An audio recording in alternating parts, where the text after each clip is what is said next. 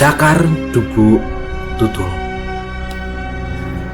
Din Sanjel, pada musim kemarau awal Juni 2016 aku bertemu Kuluma, perempuan Malawi berusia 30-an dan berkulit legam.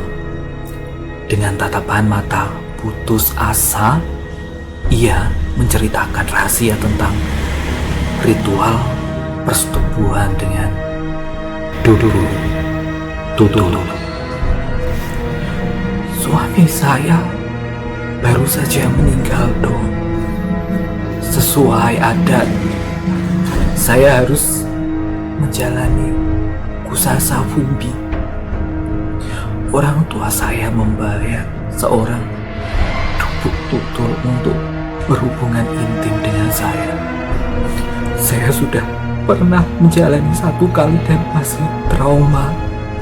Ini pemerkosaan, Dok. Saya tidak mau lagi, ucap Kuluma pelan.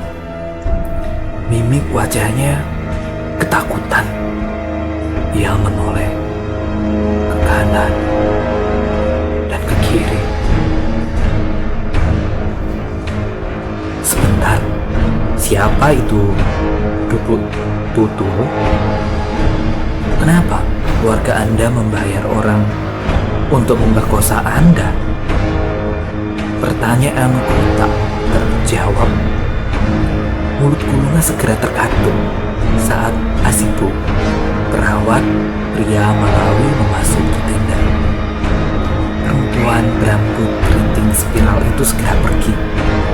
Aku bertambah penasaran. Apa itu kusasa Fumbi? Tanya aku kepada Asibu. Asibu diam. Ia berdiri di sampingku dan pura-pura sibuk melihat tumpukan file kesehatan. Aku tepuk pundaknya. Ia menoleh dan menjawab dengan ketus. Jangan ikut campur adat Malawi, Dokter Thomas. Anda hanya orang asing. Kusasa Fumbi bukan urusan Anda. Asibo benar.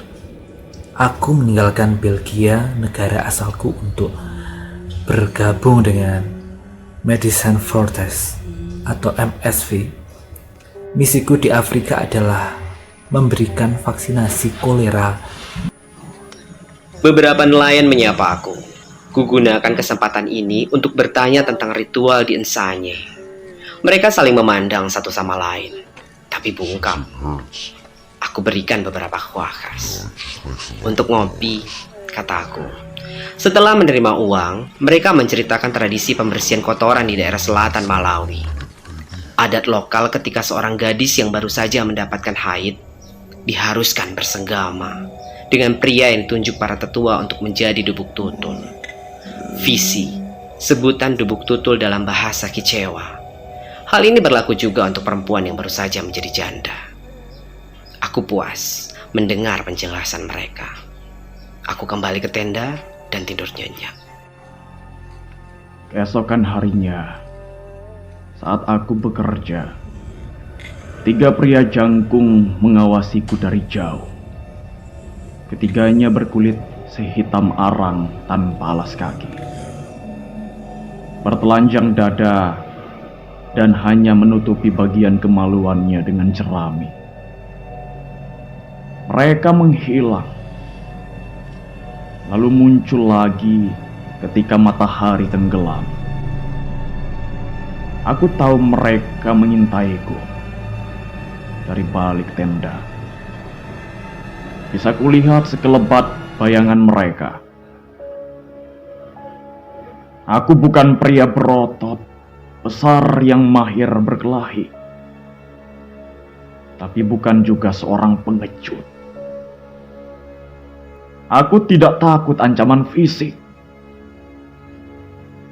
Kugenggam erat ranting yang kugunakan untuk mengusir buaya, berjaga-jaga dari serangan. Anda pikir polisi Malawi tidak tahu? Ritual itu sudah dilarang sejak 2013. Mereka tidak bisa menangkap Dubuk Tutul. Para tetua melindungi identitasnya. Kalau begitu, akan kuungkap siapa si Dubuk Tutul. Ucapku tegas.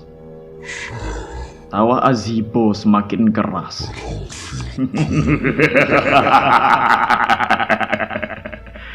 Anda itu masih muda, Dr. Thomas. Masih 35 tahun. Bersenang-senanglah. Kalau tetua tahu, kematian Anda akan mengerikan. Aku menelan ludah. Meskipun aku masih duduk tegak dengan kepala terangkat, tapi terus terang, nyaliku sempat menciut. Azibo keluar tenda, meninggalkan aku sendiri. Aku menghela nafas. Kuputuskan mencari tahu identitas Dubuk Tutul. Di budaya barat, Dubuk Tutul adalah hewan yang dikaitkan dengan simbol negatif. Lusuh, seperti pemulung, pecundang, dan oportunis. Namun, tampaknya di budaya Afrika, Dubuk Tutul merupakan simbol kejantanan. Benar, hewan ini bisa memakan mangsanya tanpa sisa, termasuk menghabiskan tulang belulang. Kekuatan gigitannya melebihi singa dan harimau.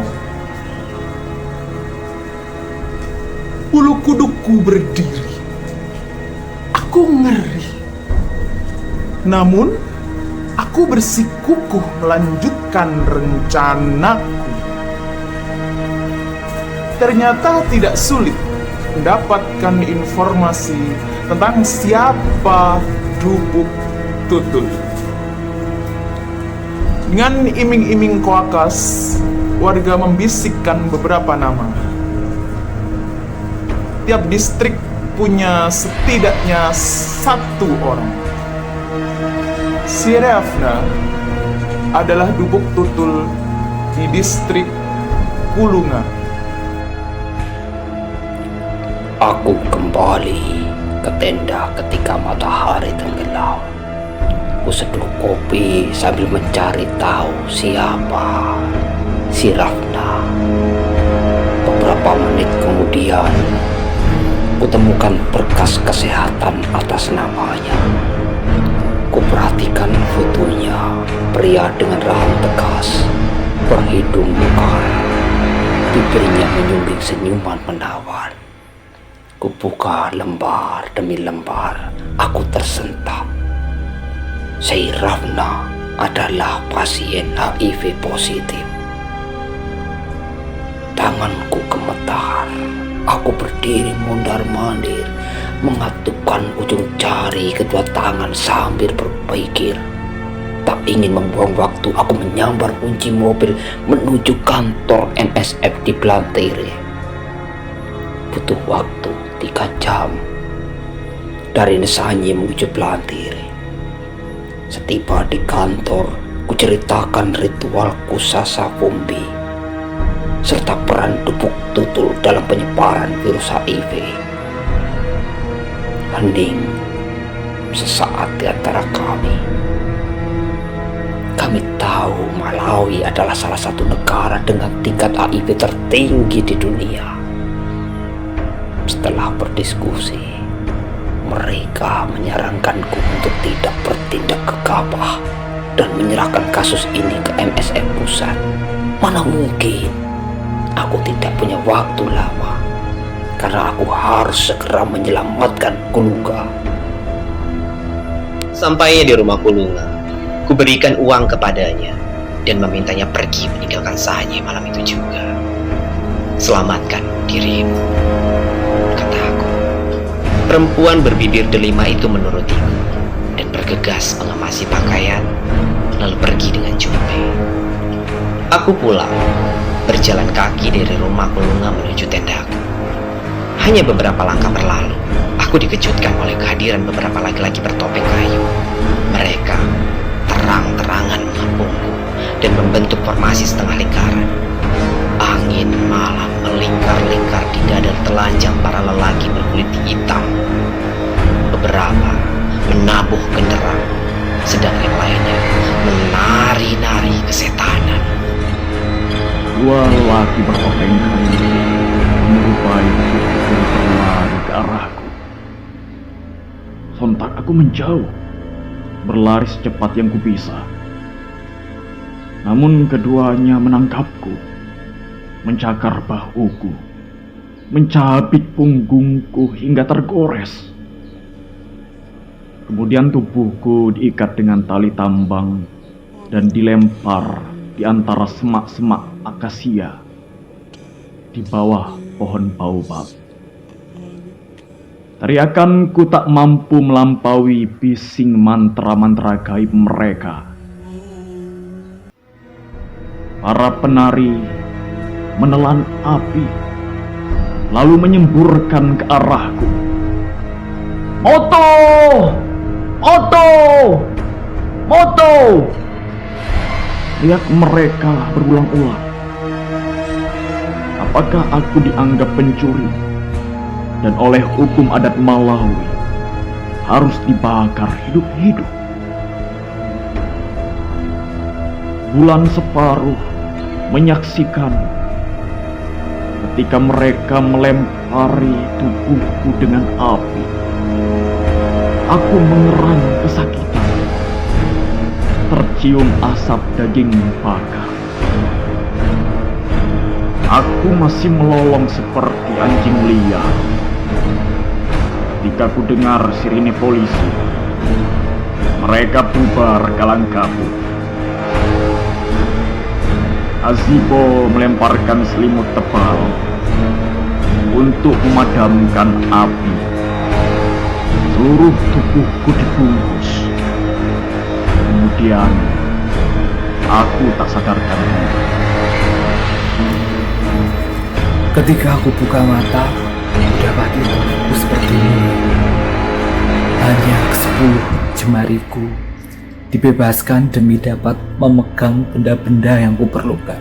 Aku menangis, menyesal kenapa aku tidak mati saja. 2 hari aku dirawat di Nyanse, lalu aku dipindahkan ke rumah sakit Blantyre. Dengan bantuan seorang perawat, aku memanfaatkan jaringan internet di Blantyre untuk menghubungi kawan di BBC News London. Ia berjanji akan menginvestigasi ritualku Sasa Fumbi. Aku tersenyum di balik perban. Hanya berjarak 2 minggu, kawan wartawan BBC mengirimkan video interviewnya dengan Sireovna.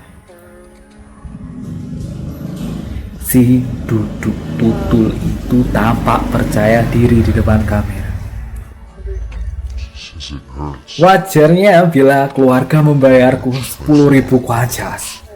Aku membantu anak gadis dan janda untuk membersihkan debu kotoran yang melekat di tubuh mereka, melindungi dari kemarahan roh jahat. Kalau tidak ada aku, semua akan penyakitan dan dikutuk. Sudah 104 wanita aku selamatkan. Drevna membusungkan dadanya.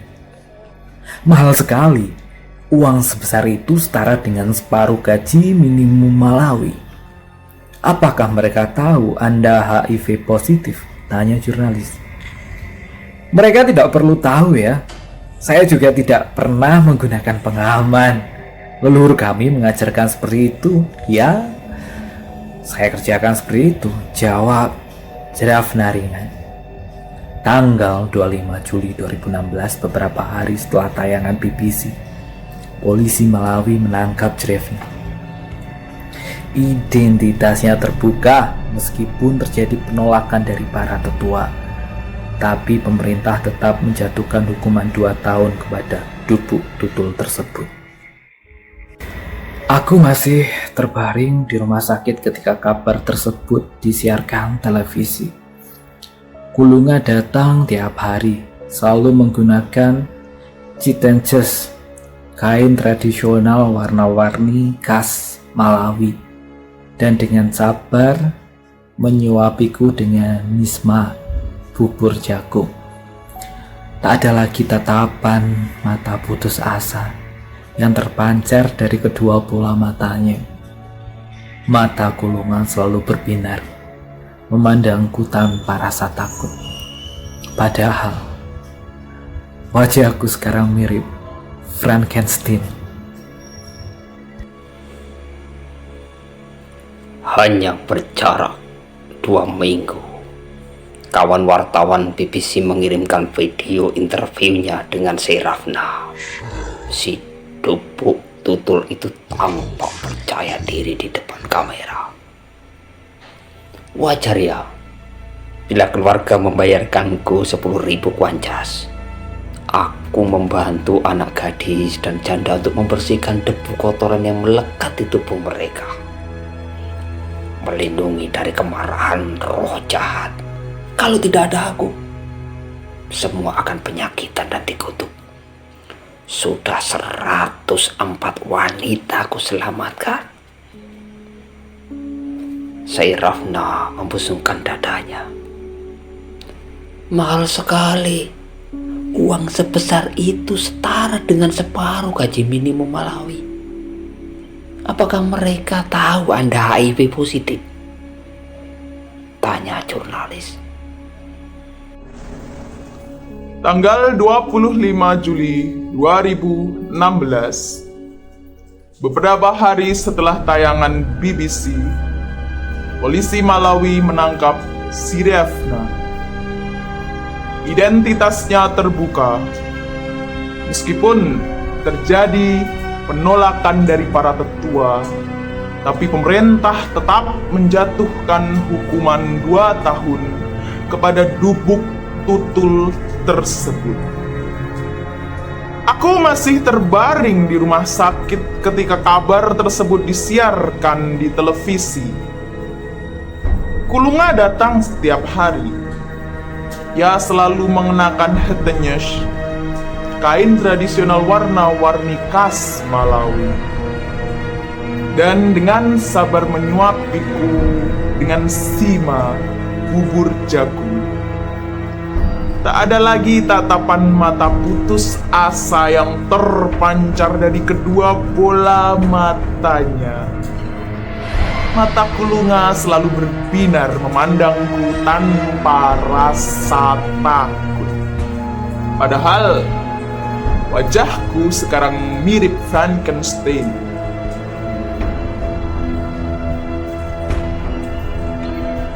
Médecins Sans Frontières, bahasa Prancis, berarti dokter lintas batas. Moto bahasa Sisewa berarti api.